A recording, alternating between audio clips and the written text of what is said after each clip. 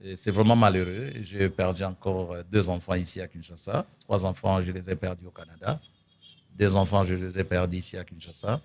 Je ne veux pas raconter cette histoire parce que c'est une histoire qui me fait pleurer chaque jour. Oui, mais parlons un tout petit peu. C'est quand même une histoire très, très, très choquante parce qu'on en a parlé dans les médias et tout. C'était en mai 2006. Oui, le 15 mai 2006. Qu'est-ce qui s'est réellement passé? Bon, la vérité, c'était seulement que un de mes enfants, avec son ami, s'était chamaillé. Et puis, on a arrêté le monsieur. Il est canadien, blanc. On a arrêté le monsieur parce que mon fils avait dénoncé. On a arrêté le monsieur et le jeune a dit, bon, en sortant, je vais vous tuer. C'était comme par hasard et on était au courant de cet événement, qu'il y a quelque chose qui se prépare. Malheureusement, on s'était comporté comme des Africains. Au lieu d'aller signaler à la police, mon épouse avait préféré plutôt aller voir la famille pour alerter que voilà ce que votre fils est en train de dire. Il est en train de promettre à notre famille. Et du coup, à 4 heures du matin, le monsieur est venu avec le carburant. Il a aspergé dans la maison.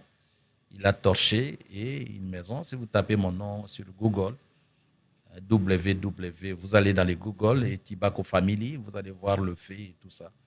Et c'était une histoire très recombalescente, c'était une histoire très émouvante, c'était une histoire très triste au niveau de Vancouver, Et le comment vous 15 avez mai. échappé? Vous avez échappé à cet Moi, incendie? j'étais à Kinshasa et j'étais allé quand même récupérer le corps.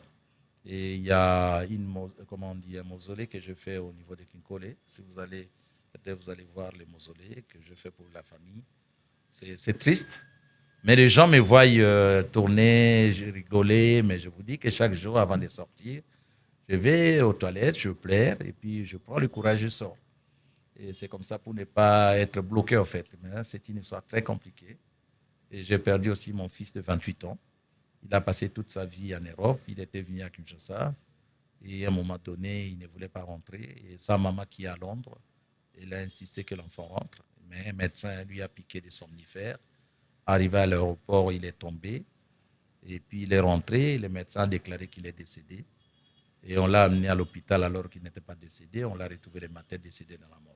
Donc, il y a sont des histoires très bizarres dans ma vie. Je pleure chaque jour. Mais je pense que c'était la volonté de Dieu. Bon, c'était pour me donner aussi le courage de continuer ma vie.